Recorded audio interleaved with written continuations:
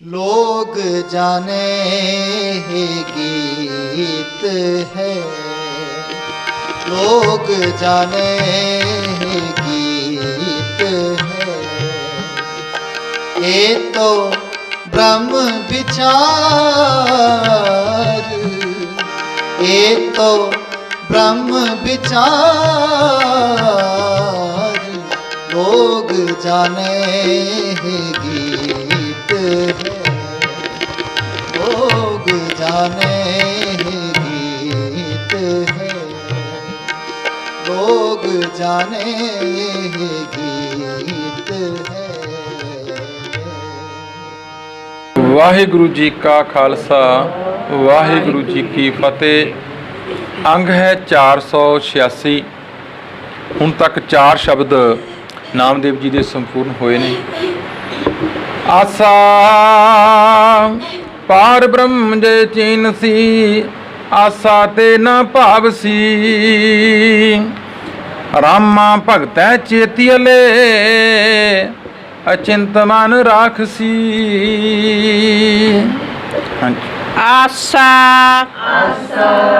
पार ब्रह्म जे चीन सी, आसा ते न पावसी।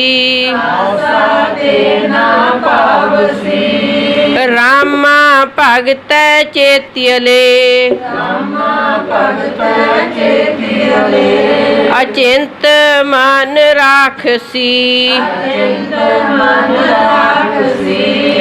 कैसे मन तरहेगा रे, कैसे मन तरहेगा रे।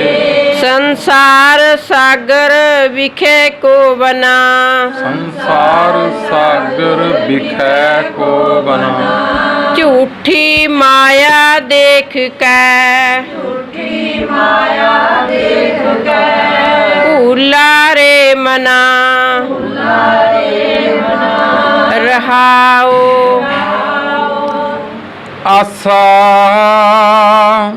पार ब्रह्म जे चीन सी, आसा ते न भावसी। रामा भगत है चेतियले, अचिंत मन राखसी। नामदेव जी महाराज कहते कि जे ਇਹ ਜੀਵ ਉਸ ਪਰਮਾਤਮਾ ਨੂੰ, ਉਸ ਪਰਮੇਸ਼ਰ ਨੂੰ, ਉਸ ਵਾਹਿਗੁਰੂ ਅਕਾਲ ਪੁਰਖ ਨੂੰ ਚੀਨਸੀ, ਜੇ ਸਿਮਰਦਾ ਰਹੇਗਾ, ਖੋਜਦਾ ਰਹੇਗਾ, ਆਸਾ ਤੇ ਨਾ ਭਾਵ ਸੀ, ਤਾਂ ਤੇਰੇ ਮਨ ਅੰਦਰ ਖੁਆਇਸ਼ਾਂ ਪੈਦਾ ਨਹੀਂ ਹੋਣਗੀਆਂ। ਕਿਉਂਕਿ ਖੁਆਇਸ਼ਾਂ ਨੇ ਜਿਹੜੇ ਸਾਡੇ ਮਨ ਦੀਆਂ ਆਸ਼ਾਵਾਂ ਨੇ, ਉਹ ਸਾਡੇ ਮਨ ਨੂੰ ਖੰਡਿਆ ਦਿੰਦੀਆਂ ਨੇ, ਉਹ ਸਾਡੇ ਮਨ ਨੂੰ ਇੱਕ ਜਗ੍ਹਾ ਸਥਿਰ ਨਹੀਂ ਹੋਣ ਦਿੰਦੀਆਂ। ਕਿ ਇਸ ਕਰਕੇ ਪਰਮਾਤਮਾ ਦਾ ਨਾਮ ਸਿਮਰਨਾ ਕਰਦਾ ਰਹੇਗਾ, ਜੇ ਖੋਜਦਾ ਰਹੇਗਾ ਮਨ ਅੰਦਰ। ਬੰਦੇ ਖੋਜ ਦਿਲ ਹਰ ਰੋਜ਼, ਨਾ ਫਿਰ ਪਰੇਸ਼ਾਨੀ ਮਾਹੇ। ਕਹਿੰਦੇ ਦਿਨ ਹਰ ਰੋਜ਼ ਇਸ ਦਿਲੋਂ ਅੰਦਰੋਂ ਮਨ ਕਰਕੇ ਇਹਨੂੰ ਖੋਜਦਾ ਰਿਹਾ। ਜਿਹੜੇ ਖੋਜਦੇ ਨੇ ਉਹਨਾਂ ਨੂੰ ਫਿਰ ਬਾਕੀ ਇਛਾਵਾਂ ਖਤਮ ਹੋ ਜਾਂਦੀਆਂ ਨੇ ਉਹਨਾਂ ਦੀਆਂ। ਕੈਸੇ ਰਾਮਾ ਭਗਤੈ ਚੇਤੀਅਲੇ, ਅਚਿੰਤ ਮਨ ਰਾਖਸੀ। ਇਸ ਕਰਕੇ ਨਾਮਦੇਵ ਕਹਿੰਦੇ ਪ੍ਰਮਾਤਮਾ ਦੇ ਉਸ ਰਾਮ ਦੀ ਭਗਤੀ ਨੂੰ ਚੇਤੀ ਵਾਲੇ, ਚੇਤੇ ਵਿੱਚ ਰੱਖ, ਹਮੇਸ਼ਾ ਚੇਤਨਤਾ ਵਿੱਚ ਪੂਰਾ ਇਕਾਗਰ ਹੋ ਕੇ, ਪੂਰਾ ਸੁਚੇਤ ਹੋ ਕੇ ਉਸ ਪ੍ਰਮਾਤਮਾ ਨੂੰ ਸਿਮਰਨਾ ਕਰ।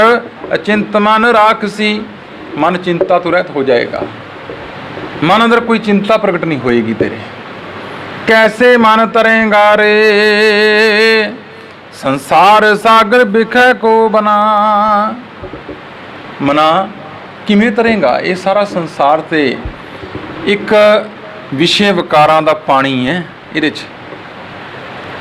'ਚ ਵਿਸ਼ੇ ਵਿਕਾਰਾਂ ਦਾ ਪਾਣੀ ਸਾਰਾ ਡੁੱਬ ਜਾਏਗਾ ਇਹਦੇ ਵਿੱਚ, ਵਿਸ਼ਿਆਂ ਵਿੱਚ। ਝੂਠੀ ਮਾਇਆ ਦੇਖ ਕੇ ਭੂਲਾ ਰੇ ਮਨਾ। ਪਰ ਮਨ ਹੈ ਮਨਾ, ਤੂੰ ਤੇ ਇਸ ਝੂਠ ਦੀ ਮਾਇਆ ਨੂੰ ਵੇਖ ਕੇ ਭੁੱਲ ਬੈਠਾ ਉਸ ਪ੍ਰਮਾਤਮਾ ਨੂੰ, ਇਸ ਝੂਠ ਨੂੰ ਸੱਚ ਮੰਨ ਬੈਠਾ। ਇਸ ਕਰਕੇ ਕਿਵੇਂ ਤਰੇਗਾ? ਤੂੰ ਤੇ ਇਹਨੂੰ ਸੱਚ ਮੰਨ ਬੈਠਾ, ਤੂੰ ਤੇ ਵਿਸ਼ਾ ਵਿਕਾਰਾਂ 'ਚ ਡੁੱਬਦਾ ਚਲਾ ਜਾਏਗਾ। ਰਹਾਉ ਦੀ ਪੰਕਤੀ ਵਿੱਚ ਵਿਅੰਗ ਕੀਤਾ ਨਾਮਦੇਵ ਜੀ ਨੇ ਕਿ ਮਨਾ ਫਿਰ ਕਿਵੇਂ ਤਰੇਗਾ ਤੂੰ ਇਹਨੂੰ। ਹਾਂਜੀ। ਛੀਂਪੇ ਕੇ ਕਰ ਜਨਮ ਦੈਲਾ ਛੀਂਪੇ ਕੇ ਘਰ ਜਨਮ ਦੈਲਾ ਗੁਰ ਉਪਦੇਸ਼ ਪਹਿਲਾ ਗੁਰ ਉਪਦੇਸ਼ ਪਹਿਲਾ ਸੰਤ ਹੈ ਕੈ ਪ੍ਰਸਾਦ ਸੰਤ ਕੈ ਪ੍ਰਸਾਦ ਨਾਮਾ ਹਰ ਭੇਟਲਾ ਰਹਾਉ ਛੀਂਪੇ ਕੇ ਘਰ ਜਨਮ ਦੈਲਾ ਗੁਰੂ ਉਪਦੇਸ਼ ਪਹਿਲਾ। ਮਰਾਠੀ ਬੋਲੀ ਦੈਲਾ ਪਹਿਲਾ ਜਿਹੜੀ ਬੋਲੀ ਇਹ ਸਾਰੇ ਲਫ਼ਜ਼ ਨੇ ਇਹ ਮਰਾਠੀ ਬੋਲੀ ਦੇ ਨੇ। ਛੀਂਪੇ ਕੇ ਘਰ ਜਨਮ ਦੈਲਾ ਕਹਿੰਦੇ ਭਾਵੇਂ ਤੂੰ ਮੈਨੂੰ ਛੋਟੀ ਜਾਤ ਛੀਂਬੇ ਦੇ ਘਰੇ ਛੀਂਬਿਆਂ ਦੇ ਘਰ ਜਨਮ ਦਿੱਤਾ ਤੂੰ ਮੈਨੂੰ। ਗੁਰੂ ਉਪਦੇਸ਼ ਪਹਿਲਾ ਪਰ ਨਾਲ ਗੁਰੂ ਦਾ ਉਪਦੇਸ਼ ਵੀ ਮਿਲਿਆ। ਸੰਤਾਂ ਕੈ ਪ੍ਰਸਾਦ ਨਾਮਾ ਹਰ ਭੇਟੁਲਾ। ਹਾਂ ਉਹਨਾਂ ਗੁਰਮੁਖ ਪਿਆਰਿਆਂ ਸਾਧ ਸੰਗਤ ਵਿੱਚ ਆ ਕੇ ਉਹਨਾਂ ਦੀ ਕਿਰਪਾ ਨਾਲ ਨਾਮਦੇਵ ਜੀ ਕਹਿੰਦੇ ਮੈਂ ਉਸ ਹਰੀ ਨੂੰ ਮਿਲਨੇ ਆ। ਸੰਤਾਂ ਦੀ ਕਿਰਪਾ ਨਾਲ ਉਹਨਾਂ ਗੁਰਮੁਖ ਪਿਆਰਿਆਂ ਦੀ ਕਿਰਪਾ ਨਾਲ ਸਾਧ ਸੰਗਤ ਵਿੱਚ ਆ ਕੇ ਕਹਿੰਦੇ ਮੈਂ ਉਸ ਪਿਆਰੇ ਨੂੰ ਉਸ ਪ੍ਰਭੂ ਨੂੰ ਆਪਣੇ ਨੂੰ ਇਸ ਤਰ੍ਹਾਂ ਮਿਲਿਆ। ਇੱਕੋ ਇੱਕ ਤਰੀਕਾ ਹੈ ਸਾਧ ਸੰਗਤ। ਕਹਿੰਦੇ ਸਾਧ ਸੰਗਤ ਵਿੱਚ ਆ ਕੇ ਕਿਉਂਕਿ ਸੰਗਤ ਵਿੱਚ ਪ੍ਰਮਾਤਮਾ ਵਸਦਾ ਹੈ ਉੱਥੇ ਇਹ ਚੀਜ਼ਾਂ ਤੋਂ ਬੰਦਾ ਉੱਪਰ ਉੱਠ ਜਾਂਦਾ ਹੈ ਤੇ ਉੱਥੇ ਆ ਕੇ ਕਹਿੰਦੇ ਭਾਵੇਂ ਤੂੰ ਮੈਨੂੰ ਜਨਮ ਛੀਂਪੇ ਕਰ ਦਿੱਤਾ ਹੈ ਪਰ ਮੈਨੂੰ ਗੁਰੂ ਉਪਦੇਸ਼ ਤਾਂ ਮਿਲਿਆ ਤੇ ਗੁਰੂ ਦੇ ਉਪਦੇਸ਼ ਨੇ ਮੈਨੂੰ ਸੰਗਤ ਵਿੱਚ ਲੈ ਆਂਦਾ। ਸੰਗਤ ਵਿੱਚ ਆ ਕੇ ਮੈਂ ਆਪਣੇ ਪਿਆਰੇ ਉਸ ਪ੍ਰਭੂ ਨੂੰ ਮਿਲ ਲਿਆ। ਹਾਂਜੀ ਹਾਂਜੀ ਆਸਾ ਆਸਾ ਬਾਣੀ ਸ੍ਰੀ ਰਵਿਦਾਸ ਜੀਓ ਕੀ ਇੱਕ ਓੰਕਾਰ ਇੱਕ ਓੰਕਾਰ ਸਤਿਗੁਰ ਪ੍ਰਸਾਦ ਗੁਰ ਪ੍ਰਸਾਦ ਮ੍ਰਿਗ ਪੀਨ ਮ੍ਰਿਗ ਮੀਨ ਭ੍ਰਿੰਗ ਪਤੰਗ ਭ੍ਰਿੰਗ ਪਤੰਗ ਕੁੰਚਰ ਏਕ ਦੋਖ ਵਿਨਾਸ਼ ਚਰ ਏਕ ਦੋਖ ਵਿਨਾਸ਼ ਪੰਚ ਦੋਖ ਅਸਾਧ ਜਾਮੈ ਕੰਚ ਦੋਖ ਅਸਾਧ ਜਾਮੈ ਤਾਂ ਕੀ ਕੇਤਕ ਆਸ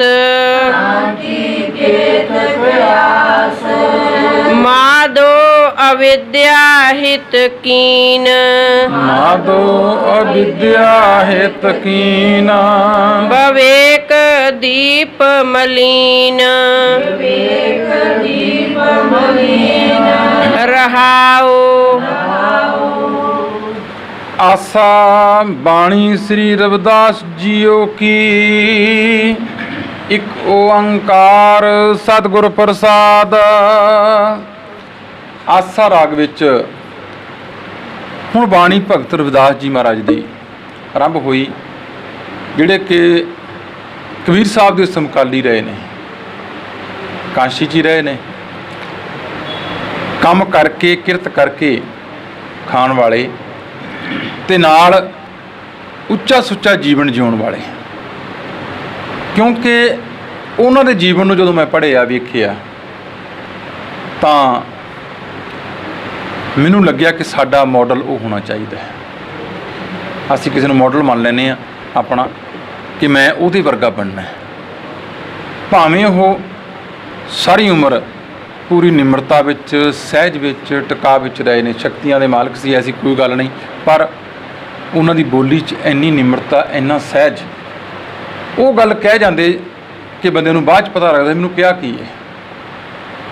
ਹਜੇ ਕਿ ਕਬੀਰ ਸਾਹਿਬ ਨੇ ਜਿਹੜੇ ਉਹ ਤੇ ਇੱਕ ਖੌਲਦਾ ਸਮੁੰਦਰ ਨੇ ਉਹ ਸਿੱਧੀ ਗੱਲ ਪਟਾਕ ਦੇ ਕੇ ਬੋਲਦੇ ਨੇ ਪਰ ਨਾ ਇਹ ਰਵਿਦਾਸ ਜੀ ਮਹਾਰਾਜ ਦੀ ਬੋਲੀ ਜਿਹੜੀ ਬੜੀ ਹੀ ਸਹਿਜ ਤੇ ਟਿਕਾਉ ਵਾਲੀ ਨਿਮਰਤਾ ਵਾਲੀ। ਵੇਖੋ ਸਾਨੂੰ ਸਮਝਾਉਣ ਦਾ ਤਰੀਕਾ ਉਹਨਾਂ ਦਾ ਇੰਨਾ ਵਧੀਆ ਹੈ ਕਿ ਬੰਦਾ ਵੈਸੇ ਹੀ ਅੰਦਰੋਂ ਗੁਣੁੰਦ ਹੋ ਜਾਂਦਾ ਹੈ ਰਸ ਨਾਲ ਭਰ ਜਾਂਦਾ ਉਹਨਾਂ ਦੀ ਬੋਲੀ ਨਾਲ। ਇੱਕ ਓੰਕਾਰ ਸਤਿਗੁਰ ਪ੍ਰਸਾਦ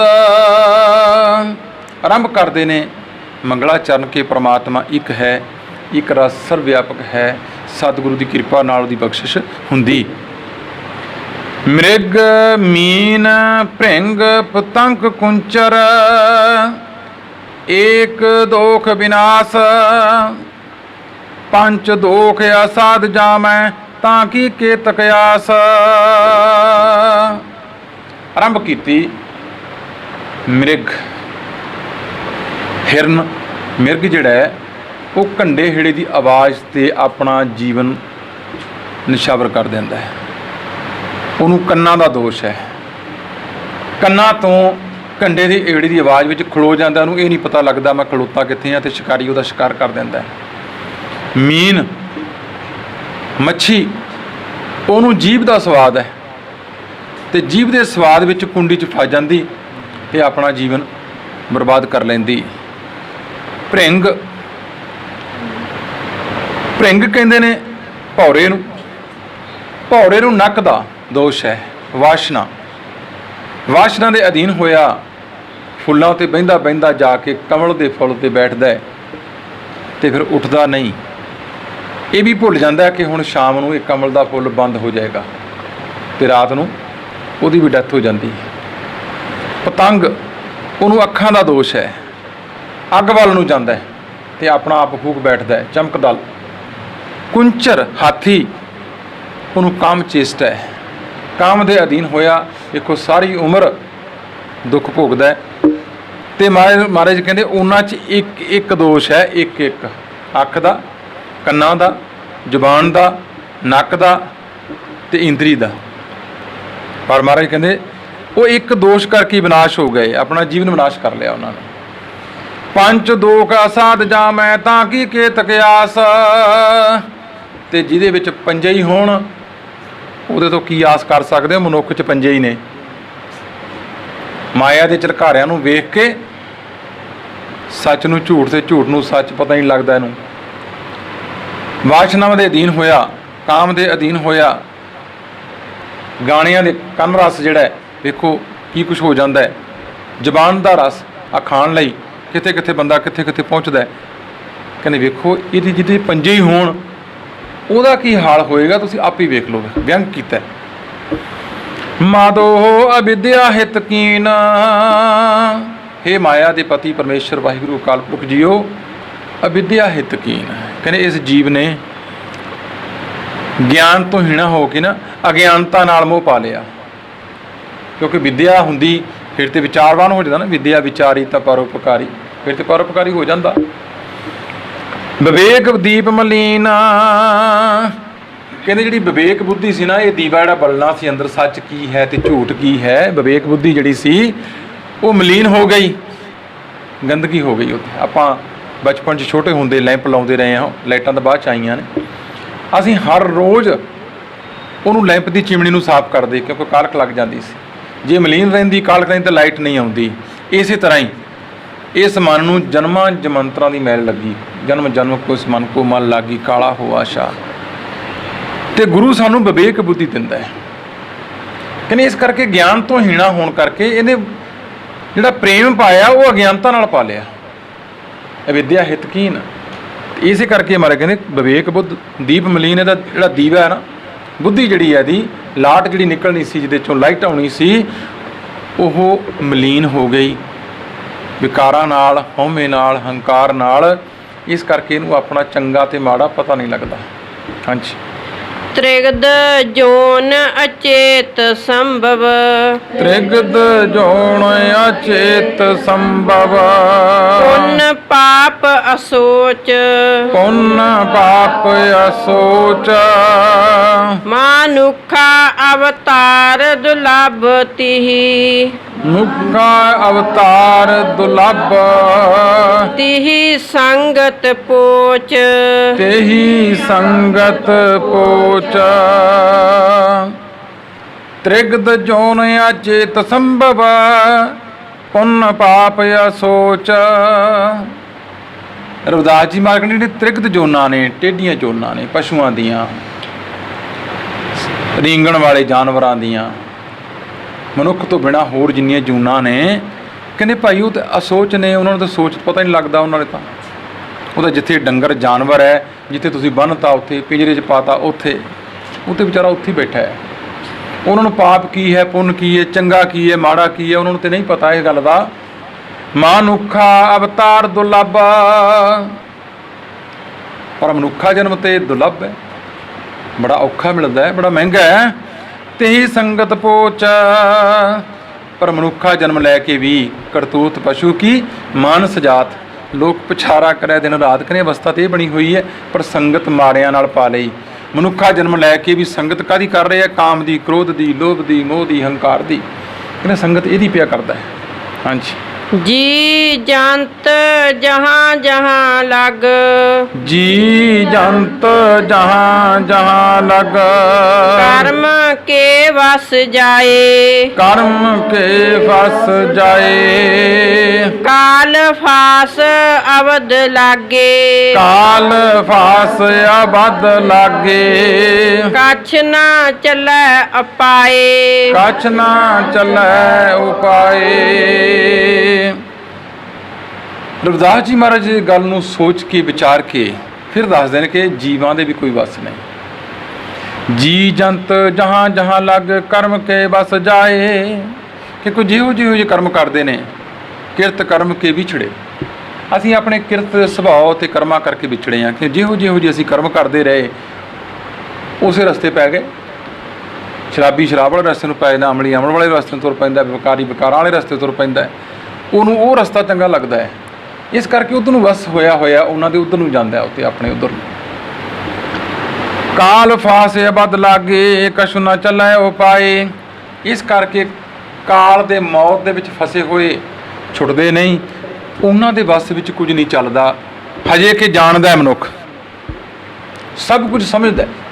ਵੇਖੋ ਸ਼ਰਾਬ ਦੇ ਉੱਤੇ ਲਿਖਿਆ ਹੋਇਆ ਹੈ, ਬੋਤਲ ਦੇ ਕੇ ਪੀਣੀ ਸਿਹਤ ਲਈ ਹਾਨੀਕਾਰਕ ਹੈ।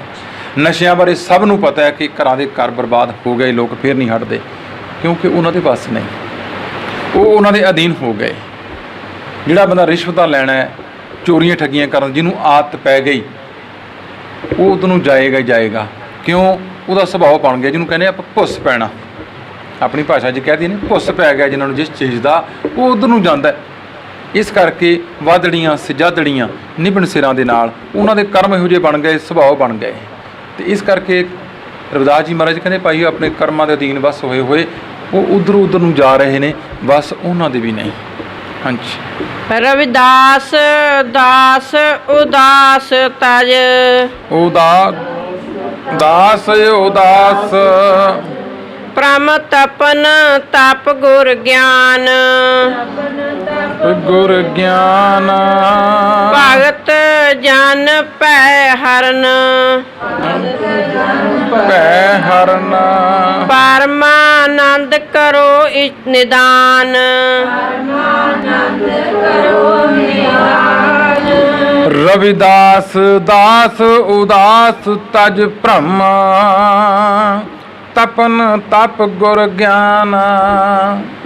ਰਵਿਦਾਸ ਜੀ ਮਹਾਰਾਜ ਅਖੀਰ 'ਚ ਫਿਰ ਆਪਣਾ ਫੈਸਲਾ ਦਿੰਦੇ ਨੇ ਕਿ ਹੇ ਰਵਿਦਾਸ ਉਦਾਸ, ਕਹਿੰਦੇ ਮੈਂ ਤਾਂ ਦਾਸ ਉਸ ਮਾਲਕ ਦਾ। ਉਦਾਸ ਤੋਂ ਭਾਵ ਹੈ ਕਿ ਇਹਨਾਂ ਵਿਕਾਰਾਂ ਤੋਂ, ਇਸ ਹਉਮੈ ਤੋਂ, ਇਸ ਹੰਕਾਰ ਤੋਂ, ਇਸ ਸੰਸਾਰ ਤੋਂ ਉਪਰਾਮ ਹੋ ਗਿਆ।